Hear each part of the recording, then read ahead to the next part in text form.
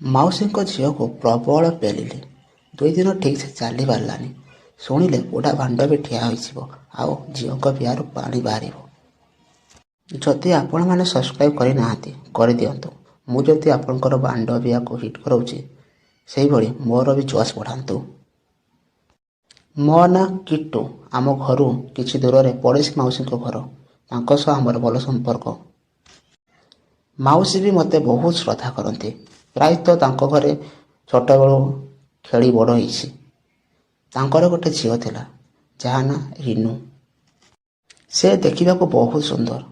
ତା ଓଠ ଗୋଲାପ ପାଖୁଡ଼ା ପରି, ତା ଗାଲ ଆପେଲ ପରି, ତା ଦୁଧ ଦୁଧିଆଳିଆ ଗାଈ ପରି, ସରୁଆ ଅଣ୍ଟାକୁ ବଡ଼ ଗାଣ୍ଡି। ଯିଏ ବି ଦେଖିବ ତା ଭାଣ୍ଡରୁ ରସ ବାହାରିଯିବ। କିନ୍ତୁ ତାର ଛୋଟବେଳୁ ନାଳୁଆ ଦୋଷ ଅଛି। ହେବନି ବି କେମିତି? ତା ବାପା ସହରରେ ଚାକିରି କରନ୍ତି।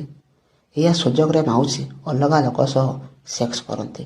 ଘରେ ଏସବୁ ରିନୁ ଦେଖୁଥାଏ ଆଉ ସେ ନିଜକୁ କଣ୍ଟ୍ରୋଲ କରିପାରୁନଥାଏ। ଏହା ଦେଖି ତା ଦେହ ଗରମ ହୋଇଯାଏ ଆଉ ସେ ତା ବିହାରେ ଆଙ୍ଗୁଳି ମାରି ଖୁସି ହେଉଥାଏ। ସେଥିପାଇଁ ସେ ବହୁତ ପିଲାଙ୍କ ସହ ପ୍ରେମ ସମ୍ପର୍କ ରଖିଛି। କିନ୍ତୁ କେହି ବି ତାକୁ ଶାରୀରିକ ସୁଖ ଦେଇପାରନ୍ତିନି। ସେ ସୁଯୋଗ ପାଆନ୍ତିନି। ଏକଥା ମୁଁ ଭଲ ଭାବରେ ଜାଣିଛି। ସେ ଆଉ ମୁଁ ଗୋଟେ କଲେଜରେ ପାଠ ପଢ଼ୁ। ମୁଁ ମୋର ଦେହ ପ୍ରତି ବହୁତ ଧ୍ୟାନ ଦିଏ। ଜିମ୍ ମଧ୍ୟ କରୁଥାଏ। ମୋର ଭଲ ବଡ଼ି ଅଛି। ସେ ମୋ ବଡ଼ିକୁ ଦେଖି ଯେମିତି ସେ ନାଳି ହେଉଥାଏ। ଅଲଗା ନଜରରେ ଦେଖୁଥାଏ, ଅଲଗା ଦୃଷ୍ଟିରେ ଦେଖୁଥାଏ। କିନ୍ତୁ ମୁଁ ଜାଣିପାରୁନଥାଏ। ମୁଁ ଭାବେ ଏମିତି ମୋତେ ସେ କ'ଣ ପାଇଁ ଦେଖେ। ମୁଁ ତା ସହ ବେଶୀ ନ ମିଶିଲେ ବି ପ୍ରାୟ ଦିନ ତ ଆମେ ଏକା ସହିତ କଲେଜ ଯାଉ। ଦିନକର ଘଟଣା, ଆମେ କଲେଜରୁ ଆସୁଥିଲୁ। କଲେଜରୁ ଆସିବା ସମୟରେ ବସ୍ରେ ବହୁତ ପ୍ରବଳ ଭିଡ଼ ଥିଲା। ମୋ ପାଖରେ ଛିଡ଼ା ହୋଇଥାଏ।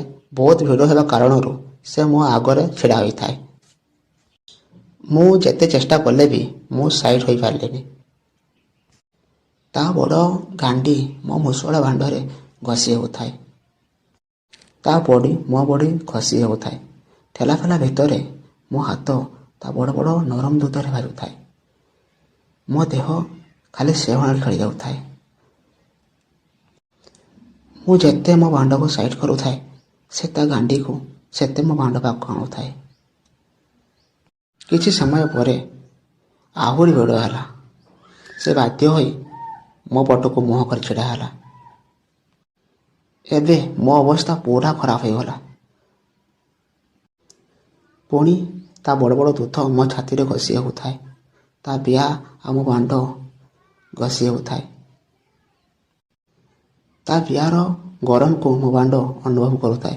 ମୋ ଭାଣ୍ଡ ପୁରା ଛିଡ଼ା ହୋଇଗଲା। ଏମିତି କିଛି ସମୟ ପରେ ଆମେ ଘରକୁ ଫେରିଲୁ। ମୁଁ ରାତି ସାରା ତା କଥା ଆଉ ସେ ବସ୍ ଭିତର କଥା ଭାବି ମୁଠି ମାରିଲି। ତା ଦୁଧ, ତା ଗାଣ୍ଡି, ମୋତେ ଯେମିତି ତାକୁ ଗେହିବା ପାଇଁ ଇଚ୍ଛା ହେଲା। ମନେ ମନେ ତାକୁ ମୁଁ ଗେହି ପକାଉଥାଏ। ସେମିତି ଫିଲ୍ ହେଉଥିଲା ମୋତେ ରାତିରେ। ଏପଟେ ରିନୁ ମଧ୍ୟ ଫିଲ୍ କରୁଥିଲା। ରିନୁ ଭାବୁଥାଏ କିଟୁର ଭାଣ୍ଡ କେତେ ବଡ଼, କେତେ ମୋଟା। ମୋତେ ଥରେ ମୋ ବିହାରେ ପୂରେଇଥାନ୍ତା କି ତା ଭାଣ୍ଡ। ଏମିତି ଭାବି ସେ ଆଙ୍ଗୁଳି ମାରି ଚାଲିଥାଏ। ଏପଟେ ମୁଁ ଭାବୁଥାଏ ତାକୁ ଗେହି ବୋଲି ଏବଂ ସେପଟେ ରିନୁ ମଧ୍ୟ ଭାବୁଥାଏ କିଟୁ ମୋତେ ଗେହିଥାନ୍ତା କି। ହେଲେ ମୁଁ ଆଉ ସେ ଏକଥା ଜାଣିନଥିଲୁ। ପରଦିନଠୁ ମୁଁ ତାକୁ ଗେହିବା ଚକ୍କରରେ ତାକୁ ଇମ୍ପ୍ରେସ୍ କରିବାକୁ ଲାଗିଲି। ତାକୁ ଦେଖି ଟିକେ ହସିଦିଏ, ସେ ମୋତେ ଦେଖି ହସିଦିଏ। ଆମ ଭିତରେ ଏମିତି ଚାଲିଲା। କିନ୍ତୁ ଆମେ ଭାବିପାରୁନଥାଏ ଯେ କଥାଟା କେମିତି ଆଗକୁ ବଢ଼େଇବୁ। ସେ ବି ଲାଜରେ କିଛି କହିପାରୁନଥାଏ, ମୁଁ ବି କିଛି କହିପାରୁନଥାଏ। ପରଦିନ ରବିବାର ଥାଏ। ସେ ଆମ ଘରକୁ ବୁଲିବା ପାଇଁ ଆସିଥାଏ। ମୁଁ ବାଥରୁମରେ ଗାଧୋଉଥାଏ। ମାମା ତାକୁ ବଡ଼ ପାଟିରେ ଇନୁ ଏଠାକୁ ଆସ ଡାକିଲେ। ସେ ତରତରରେ ମୋ ବାଥରୁମ୍ ପଟ ଦେଇ ଯାଉଥାଏ। ମୁଁ ବି ବାଥରୁମରୁ ବାହାରୁଥାଏ। ହଠାତ୍ ତାର ମୋର ଧକ୍କା ହେଲା। ମୁଁ ତା ଉପରେ ପଡ଼ିଗଲି। ସେ ତଳେ, ମୁଁ ତା ଉପରେ। ମୋ ଓଠ ତା ଓଠ ମିଶିଗଲା। ତା ବେଲ ପରି ଦୁଧ ମୋ ଛାତିରେ ଲାଗିଗଲା। ତା ତୁଳା ତୁଳା ଦୁଧରେ ସ୍ପର୍ଶ ପାଇ ମୋ ଛାତି ଆରାମ ଲାଗୁଥାଏ। ମୁଁ ଡରରେ ମୋ ଆଖି ବନ୍ଦ କରିଥାଏ। ସେ ବି ତା ଆଖି ବନ୍ଦ କରିଥାଏ। କିନ୍ତୁ ତାର ଗୋଟେ ହାତ ମୋର ଭାଣ୍ଡରେ ବାଜିଥାଏ। ତାର ହାତର ସ୍ପର୍ଶ ପାଇ ମୋ ଭାଣ୍ଡ ନାଗ ପରି ଫେଣା ଟକିଲା, ପୁରା ଠିଆ ହୋଇଗଲା। ମୋ ବାବୁ ଛୁଆ ଠିଆ ହେବା ଜାଣି ସେ ତା ହାତକୁ ସାଇଡ଼୍ କଲା ଆଉ ଆମେ ଦୁହେଁ ଉଠିଲୁ। ସେ ଲାଜେଇ ଚାଲିଗଲା, ମୁଁ ବି ଲାଜରେ ମୋ ରୁମ୍କୁ ଚାଲିଗଲି। ମୁଁ ଦିନସାରା ଏକଥା ଭାବି ନିଜକୁ କଣ୍ଟ୍ରୋଲ୍ କରିପାରିନଥାଏ। ତା ଓଠ, ତା ଦୁଧ, ତା ବିହା କଥା ଭାବି ମୁଁ ନିଜକୁ ସମ୍ଭାଳି ପାରିନଥାଏ। ମୁଁ ବାଧ୍ୟ ହୋଇ 4ଟା ବେଳେ ତା ଘର ଆଡ଼କୁ ଗଲି ବୁଲିବା ପାଇଁ। ସେ ମାର୍କେଟ ଯିବା ପାଇଁ ବାହାରୁଥାଏ। ମୁଁ ଜାଣିନଥାଏ ସେ ମାର୍କେଟକୁ ଯିବ ବୋଲି। ସେ ରୁମ୍ରେ ତା ଡ୍ରେସ୍ ଚେଞ୍ଜ କରୁଥାଏ। ମୁଁ ବି ଏକଥା ଜାଣିନଥାଏ ସେ ଡ୍ରେସ୍ ଚେଞ୍ଜ କରୁଛି। ମୁଁ ହଠାତ୍ ତା ରୁମ୍ ଭିତରକୁ ପଶିଗଲି। ଦେଖିଲା ବେଳକୁ ତାର ବିଶ୍ୱରୂପ ଦେଖିବାକୁ ମିଳିଲା ମୋତେ। ତା ବଡ଼ ବଡ଼ ଦୁଧ, ଧଳା ଧଳା ଦୁଧ, ତା ଆଗରେ ବୁଟୁଡ଼ୁ, କଳା ଟାଇପ୍ର ବୁଟୁଡ଼ୁ ଓ ପୁରା ମସ୍ତ ଲାଗୁଥାଏ। ତା ବଡ଼ି ପତଳା ବଡ଼ି, ପତଳା ଅଣ୍ଟା ଆଉ ତାର ଘଞ୍ଚ ଘଞ୍ଚ ଜଙ୍ଗଲିଆ ପିଆ ଦେଖି ମୁଁ ପୁରା ଆଶ୍ଚର୍ଯ୍ୟ ହେଇଗଲି। ପୁରା ହତଭାଗା ହେଇଗଲି। ଆଖି ପୁରା ଖୋଲା ରହିଗଲା ମୋର। ଆଉ ନିଜକୁ ସମ୍ଭାଳି ପାରୁନଥାଏ। ସେ ହଠାତ୍ ଟାୱେଲ୍ଟେ ଆଣି ସେ ଘୋଡ଼େଇ ହେଇଗଲା ତା ବଡ଼ିକୁ ଆଉ ମୁଁ ଲାଜରେ ପଳେଇ ଆସିଲି।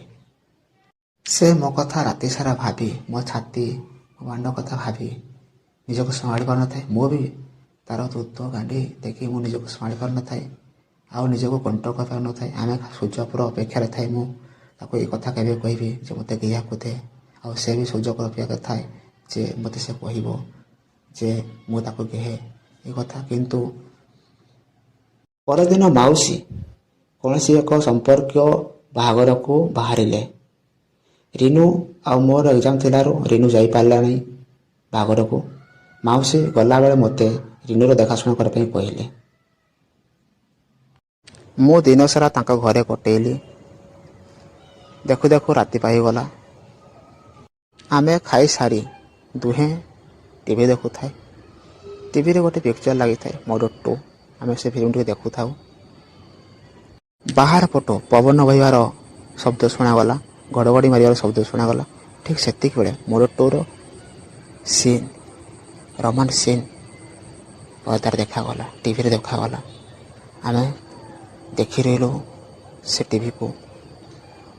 ଟିଭିରେ ଯେତେବେଳେ ରୋମାନ୍ସ ଚାଲିଥିଲା ମୁଁ ଦେଖି ମୋ ବଡ଼ି ପୁରା ଗରମ ହେଇଗଲା। ନିଜକୁ ସମ୍ଭାଳି ପାରୁନଥାଏ। ମୁଁ ତାପରେ ଦେଖୁଥାଏ, ତା ଆଖିକୁ ଦେଖୁଥାଏ, ତା ଦୁଧକୁ ଦେଖୁଥାଏ। ସିଏ ବି ସେ ରୋମାନ୍ସକୁ ଦେଖି ନିଜକୁ ସମ୍ଭାଳି ପାରୁନଥାଏ। ସେ ମୋ ପଟେ ଦେଖୁଥାଏ। ଠିକ୍ ସେତିକି ବେଳକୁ ପ୍ରବଳ ବର୍ଷା ହେଲା। ବର୍ଷା ଯୋଗୁଁ ଲାଇନ୍ କଟ୍ ହେଇଗଲା। ଆମେ ନିଜକୁ ସମ୍ଭାଳି ପାରୁନଥାଏ। ମୁଁ ଭାବୁଥାଏ ଏବେ ମୁଁ କ'ଣ କରିବି। ସେତିକିବେଳେ ସେ ଆସି ମୋତେ ଜୋରରେ କୁଣ୍ଢେଇ ପକାଇଲା। ମୁଁ ଭାବିଲି ସେ ଡରେ ମୋତେ କୁଣ୍ଢେଇ ପକାଇଲା। ମୁଁ କହିଲି ତାକୁ, କ'ଣ ହେଲା ରିନୁ?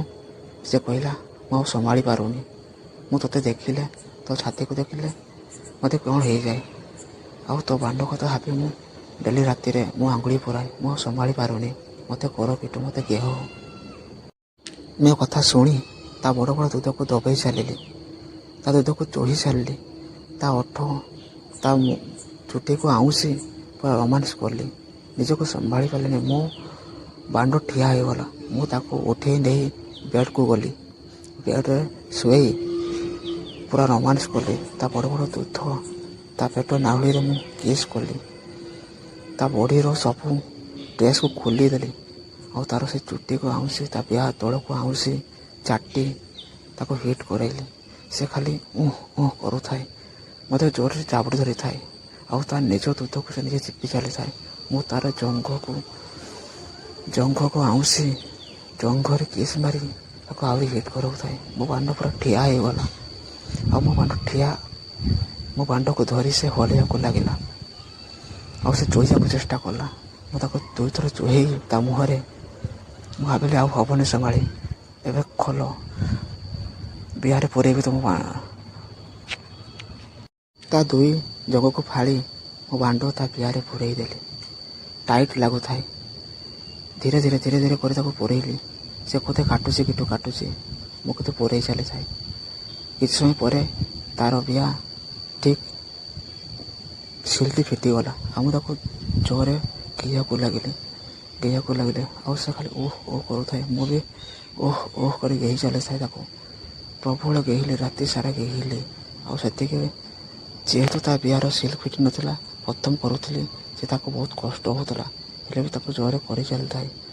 ଏତେ କରିଲି, ରାତି ସାରା ରୋମାନ୍ସ କାଣ୍ଡି ଆଡ଼ୁ ଶୁଆଇ ପେଟେଇ ଏତେ କଲି ଯେ ସେ 2 ଦିନ ଚାଲିବାର ଅବସ୍ଥାରେ ନଥିଲା। ଯଦି ଏ କାହାଣୀଟି ଆପଣମାନଙ୍କୁ ଭଲ ଲାଗିଲା ଗୋଟେ ଲାଇକ୍ କରନ୍ତୁ, ମୋର ଜୋସ୍ ବଢ଼ାନ୍ତୁ ଏଭଳିଆ କାହାଣୀ ଆଗକୁ ଶୁଣିବା ପାଇଁ।